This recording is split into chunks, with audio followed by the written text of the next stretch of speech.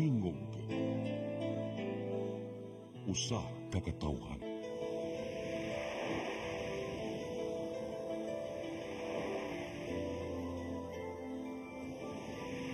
Cebu Catholic Television Network.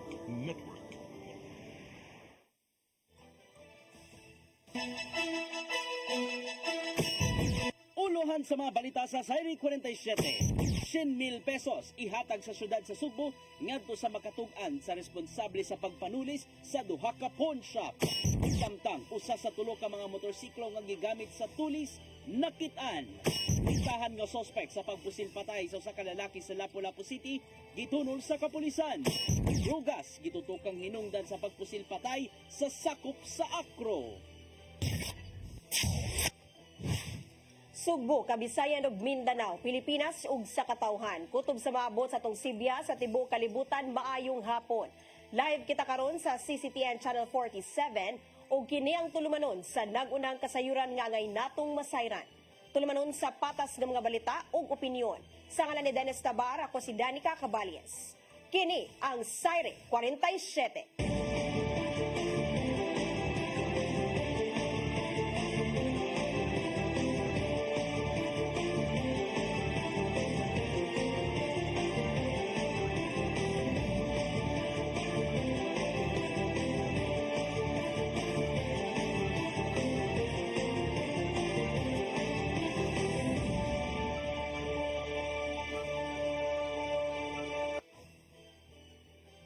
Ug karon sa kompletong detalye sa mga balita. Kagamahanan sa dakbayan sa Sugbo muhatag og ganti sa makahatag og impormasyon sa mga responsable sa pagtulis sa duha ka jewelry store sa Calderon Street sa Barangay Ermita ning dakbayan sa Sugbo. Usa ka gatos ka libo ka pesos ang iyang ihatag sa makahatag sa impormasyon. Ang kasayuran ni hatod ni Shariza May Uy.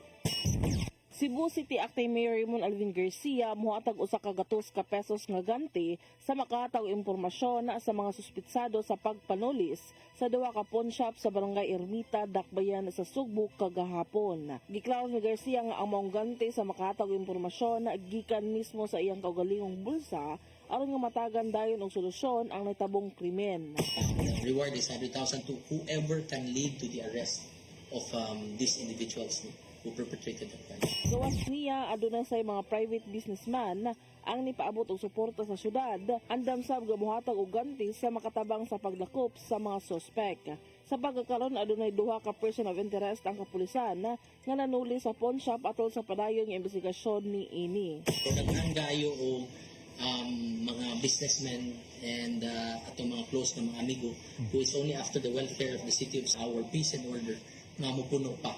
So I cannot disclose who the businessmen and atong mga amigo, but eventually that will come in bits and pieces. So sa pagkakaroon, Shariza May Uy, CCTN News. Subay sa maong balita, usa sa tulo ka mga motorsiklo nga gigamit sa tulis sa duha ka jewelry stores sa Dalan Calderon na recover sa Carbon Police Station. Nagtangag pa ang yawi sa motorsiklo ug ang puwang nga helmet na haom sa kuha sa CCTV camera. Ang kasayuran ni hatod ni Arnold Bustamante.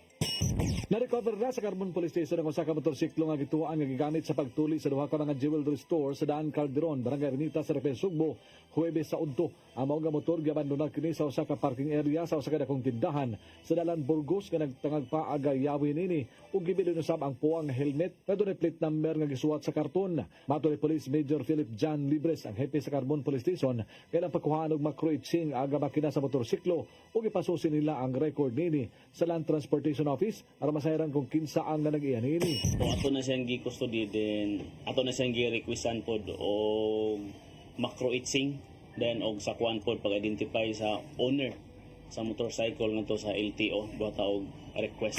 Base sa kuha sa CCTV camera sa dapit, di nakita aga pag-abot sa duha ka mga suspitsado nga sakay sa mga motorsiklo ug giparking sa luyong nga bahin sa dakong tindahan sa Burgos alas 11:44 sa buntag ug milabang sila sa karsada dala ang bag nga gituan nga gisudlan sa mga alahas. Ilang sundon kun unsay gisakyan sa duha pinagi sa pag-trace sa mga kuha sa CCTV camera ug asa usab kini nanganaog.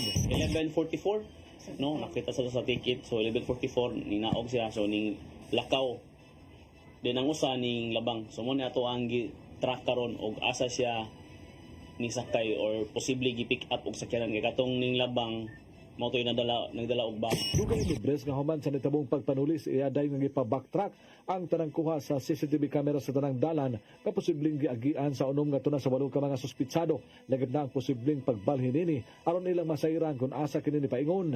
Dili lang ang Carbon Police Station ang nanglakaw karon aron mohimo sa investigasyon sang apil na ang tanang police station sa Dakbayan sa Sugbo.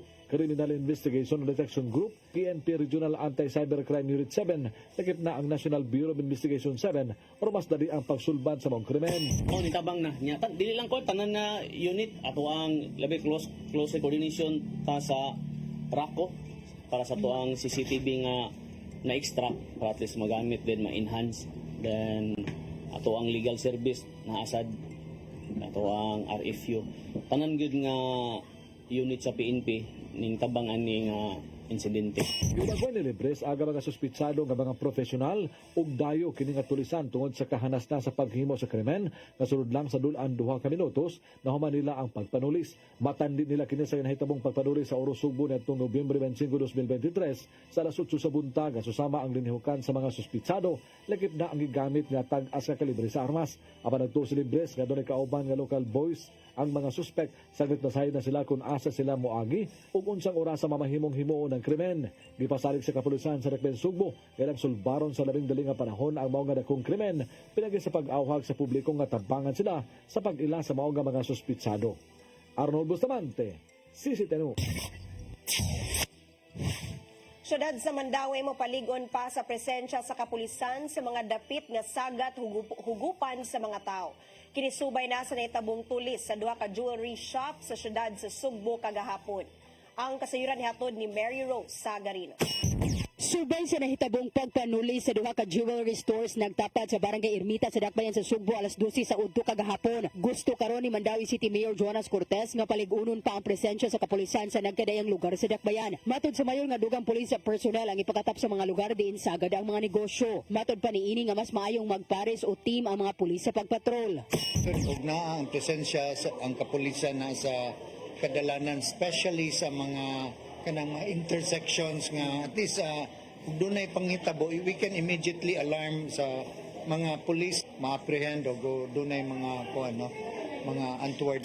Si Cortez makigistorya kang pulis sa Colonel Julius Sagandoy ang City Director sa Mandawi City Police Office kabahin niini. Giawag usab ni Cortez ang mga establishmento sa pagtuman sa ordinansa sa pag-instalar og CCTV. Giingong makatabang ang CCTV aron maminusan ang kriminalidad og pagsulbad niini kung anaaman. Ang Mandawi Chamber of Commerce and Industry nagkanayon nga sagad sa mga negosyo nga dunay CCTV.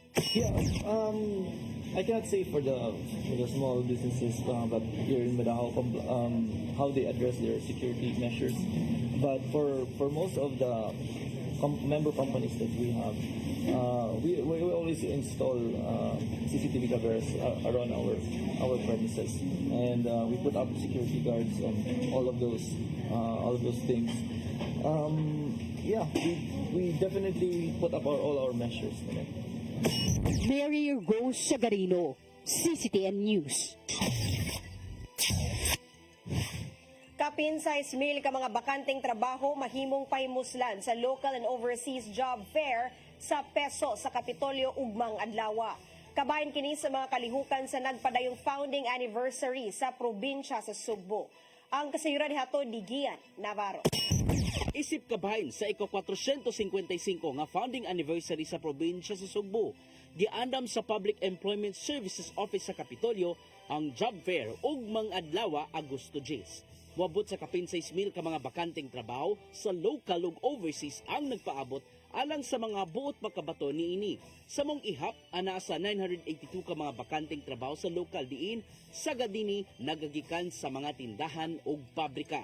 Samtang 5,542 ka mga bakanteng overseas jobs ang nagpaabot ug naglangkob kini sa mga trabaho gikan sa service sector ug mga skilled workers. Adunay mga naka-pre-register ng daan aron makasalmot sa job fair. Apan may mo makaapas ang uban ugmang adlaw isip walk-in registrants. It is not diretso karong August 10. Magdalag mga basic requirements, like mga basic requirements na to, mga resume, niya butang ang picture, then UR or diploma, or nas na experience, certificate of employment. Gawas kini adunay one-stop shop services aron makaproseso sa gikinahanglang mga pre-employment requirements. Sama lang kini sa pagkuha sa NBI clearance, PSA birth certificate, pag-ibig fund, SSS ug uban pa. May painumdum ang peso sa Kapitolyo nga kung mahimo daghanon ng pagdala og biodata o resume aron makasumiter sa ubang mga employer o recruitment agency. Adunay tip usabang peso aron makapasar o posibleng maka-hired on the spot. Prepared lang ta. No, unsa atong usa sa atong attire, dili yung dress code yun. As long as ang kuan lang pang-apply niya. Ayun yung kalimot sa resume. Then, resume with picture yun. Then, TOR or high school graduate, high school diploma. Kung may certificate of employment, COA. Then, kung apply tag para gawas, kung natay passport, i-xerox ang passport. Hinong gitaw sa peso sa Kapitolyo, hadaga na ang mga nakabaton og trabaho, human nga nagpatabang ang mga aplikante sila ang buhatan. Gian Navarro, CCTN News. Syudad sa Mandawi mapahigayon og nagkadaiyang kalihukan subay sa ilang ika-55 nga charter anniversary. Moabot sa 20 milyones pesos ang gigahin sa syudad alang niini. Ang kasayuran hatod ni Mary Rose Sagarino. Moabot sa 32 ka mga kalihukan ang ipahigayon sa Mandawi sa tibuok buwan sa Agosto ug Setyembre. Ang mga highlights naglakip sa groundbreaking sa bagong government center karong Agosto 29 sa Cebu International Convention Center, pagsalmot sa Pasigarbo sa Sugbo karong Agosto 25 ug ang Move Mandawi Concert Night sa Agosto 24 diin guest performer si Jason Marvin, ang kanhibana sa singer nga si Moira De La Torre. Ang dakbayan sa Mandawi ni gahinog 20 milyones pesos alang sa tanang kalihukan apil ang Business Month sa Mandawi Chamber of Commerce and Industry. Isa ulog sa syudad ang ilang ika-55 nga charter anniversary karong Agosto 30. And we firmly believe that 55 years is something to celebrate. So that's exactly what we are doing. We were once a town, and now a city we have become. So let's celebrate. Let us celebrate, honor the past, celebrate the present, and embrace the future. Ang kaugmaang kita. Ang ubang mga kalihukan alang sa charter anniversary maong E-Games Charter Month Opening Parade, Startup Innovation Summit, Push Bike Race, MCCI Business Summit, Investment Forum, Business Seminar o Chamber Night ug uban pa. Aduna usay patuman nga night activities nga mao ang Food Fair, Senior Got Talent, LGBT Night, Women's Night, SK Foam Party with Music Fest ug Employees Awarding Night. Let us make Mandawi City Charter Anniversary celebration an opportunity to renew our dedication to our city's continued growth and resilience. Together, we build on our rich heritage and work towards even brighter future. Mato ni Christian Mark Cabahog, ang Executive Director sa Mandawi Investment Promotions Tourism Action Center, konmitak nga abli og libre ang tanang kalihukan alang sa publiko. Mary Rose Sagarino, CCTN News. Kasamtangan nga mayor sa Dakbayan sa Sugbo mimando sa kapulisan nga hatagan og hugot nga seguridad ang umaabot na Pasigarbo sa Sugbo karong Agosto 25. Gituuhan nga dugukon sa daghang mga bisita ang Pasigarbo sa Sugbo kay paigayon sa Cebu City Sports Center.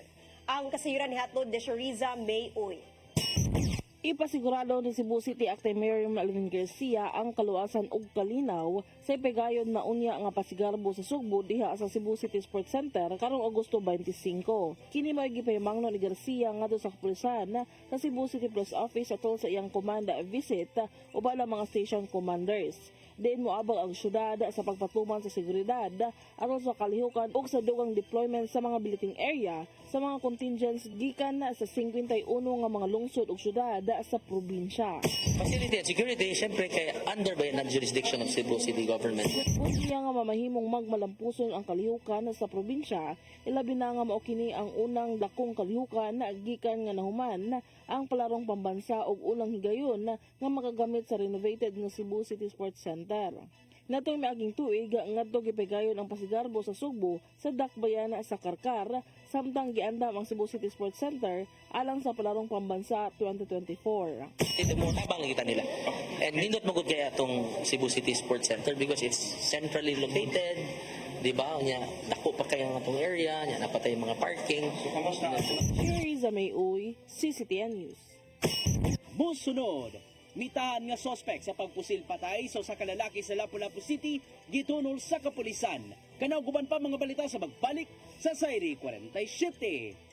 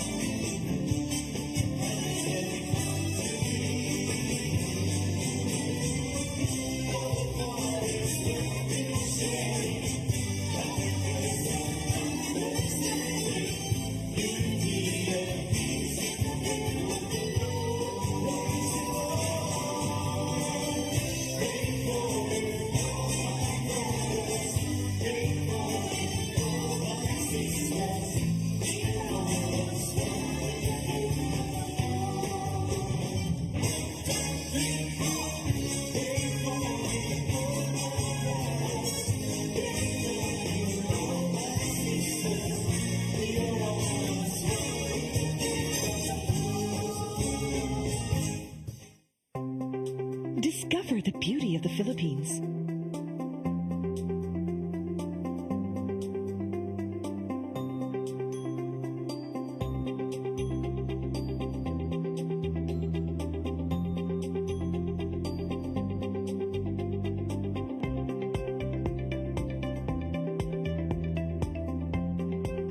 With Philippine Airlines, the country's flag carrier.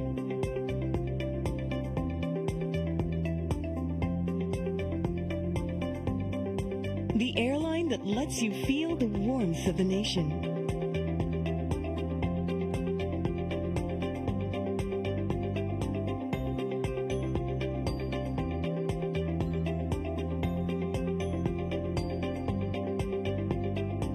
Mabuhay.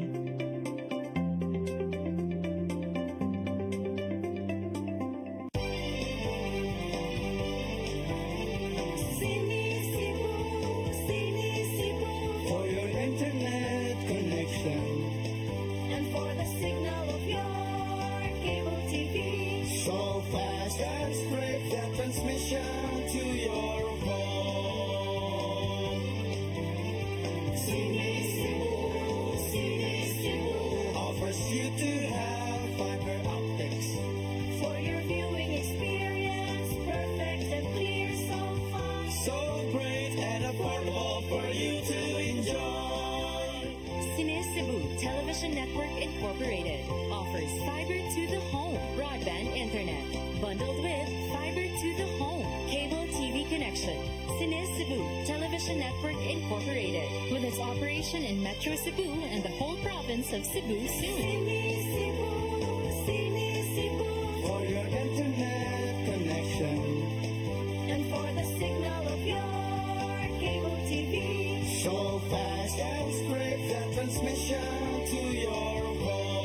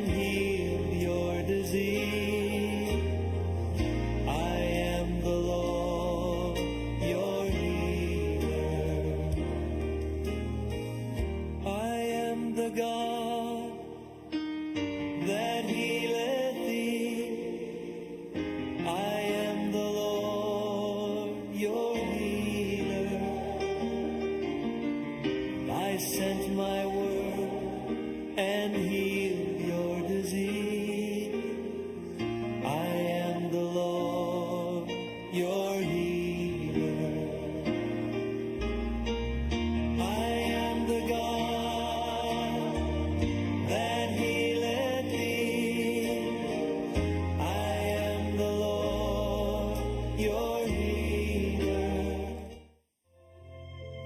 kinabuhi puno sa hagit. Sumpila ka, Dria! Ay, paginarte! Pagdita ka! Puno sa pangutana. Bata pa gani ka tayo? Nagpuyag-puyag na ka? Kinsa man ang mga sakitin ako din ay karoon ang kinsa! Si Buto mo'y pasabot, Daddy! Puno sa luha. Nagpili pa. Ako nga imong anak o kanay imong mga babae. Kasuko. Yung mga rato pa. Uy, taka ni Papa.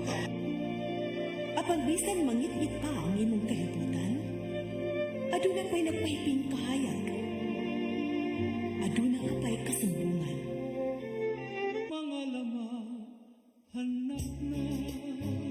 Dear Tatay,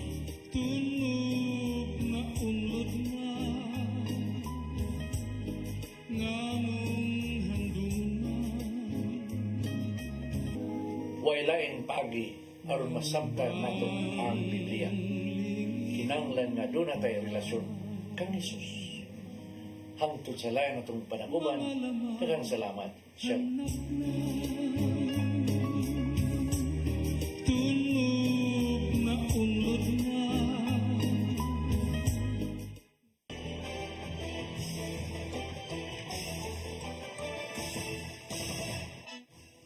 Balik sa atong mga balita, gi-turn over ni Mayor Junior Dahong Chan ngadto sa kapulisan ng sospek sa pagpusil patay sa 47 anyos nga lalaki sa sitio Kadulang, Barangay Marigondon, Lapu-Lapu City. Mitahan ngadto kaniyang sospek mga pasado alas 9 sa gabi. Ang kasayuran ni hatod ni Crystal Joy Pelerca. Mitahan pasado alas 9 kagabi ngadto ni Lapu-Lapu City Mayor Junior Dahong Chan ang suspect nga nipusil patay sa 47 anyos nga lalaki sa sitio Kadulang, Barangay Marigondon pasado alas 2 sa kadlawon kagahapong adlaw. Giila ang maong suspect nga si Arnel Bintain, 38 anyos. Ang mayor nakadawat og tawag gikan sa usa ka konsehal sa Barangay Marigondon nga si Jerome Amores nga desidido si Bintain nga mo-surrender ngadto kaniya aron sa iyang kaluwasan. Ilabi na nga ang kapulisan nagpahigayon og hot pursuit operation. Sa pakisusi sa mayor, sa wala pa ang maong panghitabo ang biktima daan ng may kainom o gihagad niini ang suspect. Apan sa paglanat sa usa ka oras, nahubog ang biktima og sigon ni Bintain nga nagmaoy kini og dunay laing kalalis. Sa dihang nabantayan niya nga adunay armas sa iyang hawak ang biktima, gikuha kini niya aron sa ilang kaluwasan nga maoy gikasuko sa biktima. Nibiya ang suspect sa ilang giimnan apan gilabayan siya og botilya sa biktima og misunod kaniya. Apan dakong katingala sa suspect nga aduna pay laing hinagiban nga gikuptan ang biktima nga maoy nagduso kaniya sa pagpabuto sa armas ngadto sa 47 anyos. Nakabantay siya nga aduna pay laing gidala nga hinigiban. Dunay kutsilyo nga dala ang maong biktima. So mao tong ang maong suspetsado nakadesider sa pagpusil. Matod ni Bintain nga nalabay na niya ang kalibre 45 nga mao gigamit niya sa pagpamusil ug wala na siya makainomdom asa kini dapit na labay. Dugang paniini nasayran sa mayor nga ang suspect ug ang biktima parehong mga miyembro sa usa ka fraternity. Giangkon usab ni Bintain nga kanhi na usab siyang napriso ug may kalambigitan kini sa illegal nga drogas. Human sa iyang pagtahan, gi-turn over dayon ni Mayor Chan si Bintain ngadto ni Police Major Judith Besas, ang hepe sa Lapu-Lapu City Police Office Station 4, aron sa paghikay sa tukmang kasong ipasaka batok kaniya. Crystal Joy Pelerca, CCTN News.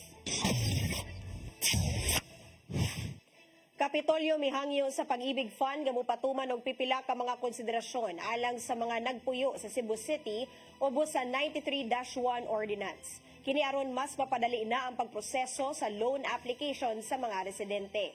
Ang kasayuran ni hatod ni Gian Navarro. Pipila sa mga sulirang nakita mao ang kakuti sa pagproseso sa loan application sa Pag-ibig Fund ngadto sa mga nagpuyo ubos sa Ordinance 93-1 sa probinsya. Atol kini sa meeting sa mga opisyal sa Kapitolyo, Pag-ibig Fund ug Homeowners Association gikan sa 11 ka mga barangay sa Cebu City kagahapon. Gibutyag ni Gobernador Gwendolyn Garcia nga nagkalisod ang mga nanimuyo ilabi na sa Opra, Barangay Kalonasan. Diin, dili magawas ang pondo kung dili matunol sa mga beneficiaries ang ilang lot title. Dugang pa nga ang lunang gipanag-iya sa Kapitolyo, dili na makatunon dayon ngadto sa mga nagpuyo. Kung walay nadawat nga pondo, diin usa kini kakalapasan sa balaod. Kung ako na ipatitulo tulo na, nga wa pa sabi kadawat sa bayad, ako na say ma-ombudsman. Mao na, ang ako lang yun, gikagulan og maayo nga, gitratar man ta, muratag, pribado nga landowner ba, nga ako ni ngayuta, o sige, okay ra, kaya na naman ka mo'y notice of approval. Notice of approval? Wa pa nisuod panudanan sa treasurer? Unya, ibalhin na sa inyong pangan? Unya, ang naarabas titulo, annotated to Pag-ibig, dili sa province of Cebu. Maugyod nagway sa Provincial Legal Office nga pinasahi ang transaksyon o magkinahanglan sila og adjustments gikan sa pag-ibig alag niini. Ilabi na nga anaara sa kapinter sibil ka mga tao ang nipadangat daw interes sa pagproseso silang housing loan. So this is a unique situation wherein og buto na socialized man gid siya. Para lang yun nga makapanagiya ang mga namuyo diha sa ilahang gipuy-an. So dapat i-treat sa ingon pa sa governor kaganina, i-treat ni siya differently. Yes.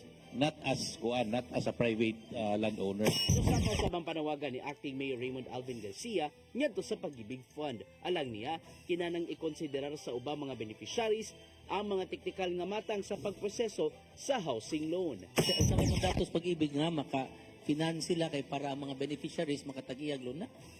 Mo man ang end goal sa Pag-ibig, di ba? Oh. Usas mga end goal. So, mo man ang end goal sa nato diri karon. Kaso lang, di lang tamusod sa mga technicalities. Natunulan na ang notice to vacate gadto sa ubang mga nagpuyo sa luna ubos sa 93-1 nga mapakya sa pagproseso sa loan application. Kini na ang imong basihan sa korte alang sa ejectment cases nga madusog. Ako unta, humana unta ini. Kadtog yung mga gahig-o, mapadad-an na namo notice to vacate. Kay unfair sa dinyo. Sa inyong paningkamot, muna-muna na lang, kay aron lang mapanag-iyanan inyong yutaan na pagyapoy manghibilin nga gusto librehon. Inong nagpaday ng panagsabot sa Kapitolyo ngadto sa mga homeowners sa musunod pang mga adlaw aron paghanay na sa mga nangsugatang problema sa transaksyon ngadto sa Pag-ibig. Gian Navarro, CCTN News. Department of Transportation mihulagway nga sila makalakutay sa gipatumang PUV modernization program sa gobyerno. Gani anaa na sila karon sa route rationalization stage. Ang kasayuran ni hatod ni Gian Navarro. Gitaho sa Department of Transportation nga anaa na sila sa route rationalization stage alang sa nagpadayong PUV modernization program. Sumapan ni DOTR Undersecretary Andy Ortega na nagsugod na sila sa mga proseso. Karong 83% na sa mga jeepney ang nisunod na sa consolidation. Gianay na nila ang mga ruta nga agian sa mga modernong jeepney. Maong nakig-alayin sila sa mga local government units aron masuta ang gidaghanon niini. Mula na't kadto sa 2 ka tuig among proseso aron makabuylo na sa hingpit ang pagdagan sa maong mga sakyanan. Nagpaygayno sab sila og conducting capacity sa mga PUV cooperatives din. Gitudloan unsaon paghupot sa pundo, disiplina sa dalan ug uban pa. Gisugdan sa pagpatuman ng PUV modernization program sukad atong 2017 diin ni anam-anam na ang pagbalhin gikan sa karaang jeep ngadto sa modernong jeepney. Apan giulagway usab ni Ortega nga maabtan pa og pipila ka tuig una pa matuman sa hingpit ang nimong lakang sa gobyerno. Ana sa 74% o kapin 7,000 ka mga ruta sa jeepney ang consolidated na gikan sa kapin 9,000 nga target. Karong wala nagiuyunan ni Presidente Bongbong Marcos Jr. ang sugyot sa mga senador nga isuspenso ang PUV modernization program, makalahutay na ang DOTR sa maong programa.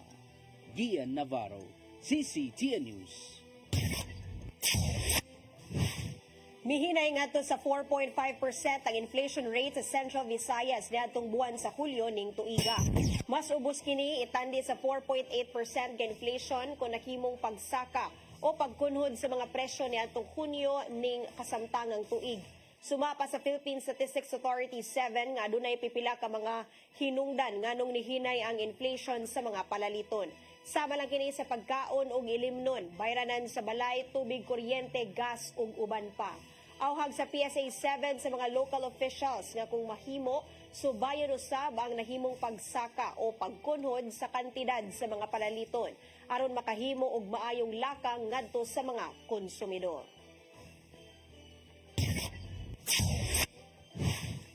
Mubisita si Gobernador Gwendolyn Garcia o gubang mga opisyal sa Sugbo sa Fujian Province, China karong Oktubre 31 hangtod Nobyembre 5. Kabahin kini sa pagpaligon sa diplomatic relations tali sa probinsya sa Sugbo ug Fujian Province human sila nagpirmahanay ni atong Setyembre 2023. Pipila sa mga kasabutan aron pagpaligon silang relasyon mao ang pagpalambo sa ekonomiya ug medisina. Kuyog ni Garcia ang mga sakop sa Junta Provincial, kadagkuan sa Cebu Chamber of Commerce and Industry ug pipila ka mga doktor. Nananghidagdaan si Garcia kang Presidente Ferdinand Bongbong Marcos Jr. alang sa mong business trip o gisugtan siya. In fact, I was speaking with the president. And I said, I'd like to go. And she said, yeah, of course. West Philippine Sea, that's a problem that we must deal with. But it's travel to Fujian, yes. Have you been to Fujian? So the Fujian is like so well advanced. Moabot sa kapin 2,200 ang nahimong benepisyaryo sa tulong panghanap buhay sa ating disadvantaged or displaced workers kung tupad nga programa sa Department of Labor and Employment kung DOLE sa Lapu-Lapu City. Ang mga benepisyaryo nagikan sa 19 ka mga barangay sa mainland. Ang DOLE nakigalayon sa buhatan ni Chan aron matagan og panginabuhian ang mga nawad-an og trabaho o walay tarong nga income nga mga lumulupyo sa dakbayan. Niadtong Miyerkules, gipaubos sa orientation ang mga benepisyaryo ug giapod-apod ang ilang personal protective equipment. Gisugdan na dayon kagahapon ang ilang napulo ka adlaw nga pagtrabaho ug mukita sila og tag 460 pesos ang adlaw.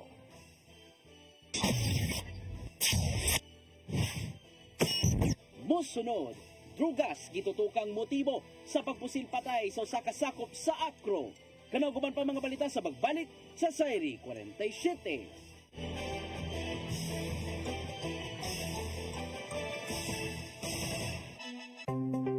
Discover the beauty of the Philippines.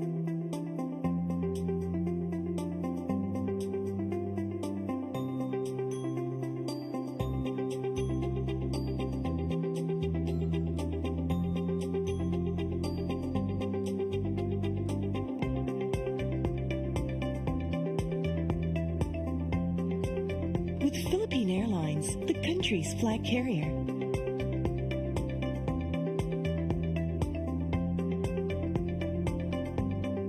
The airline that lets you feel the warmth of the nation.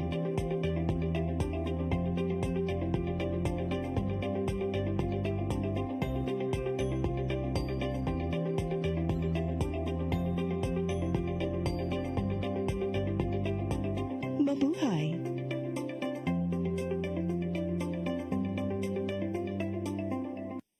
Holy Spirit,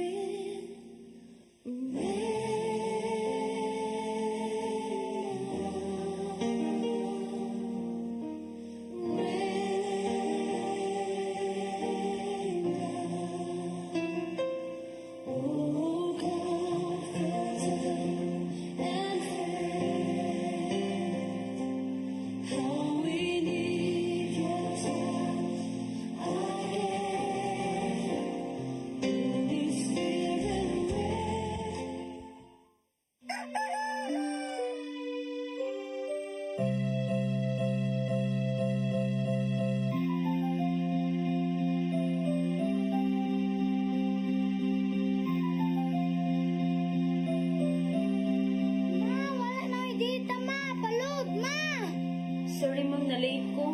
Nagita ko nung gusto para internet sa kong anak nga. Ay, wala na yung problema. Mag-sinisibo. Sinisibo, sinisibo. For your internet connection. And for the signal of your cable TV. So fast and spread the transmission to your phone. Sinisibo, sinisibo, sinisibo. Offers you to have fiber optics.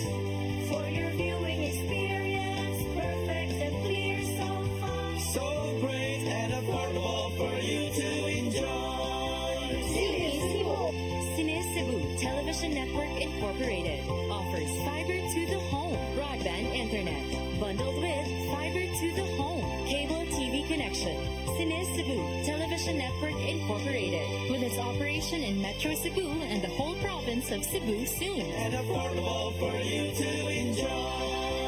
Cine Cebu. Come October 4, 5, and 6, another gathering will be held in Cebu City, the first National Charis Conference, which is open to all charismatic communities, realities, and expressions. Hosted by the Brotherhood of Christian Businessmen and Professionals, the event will have interesting workshops and topics to help us grow in our various charismatic gifts and charisms. Watch out for more details about this event from our host BCBP in the coming days.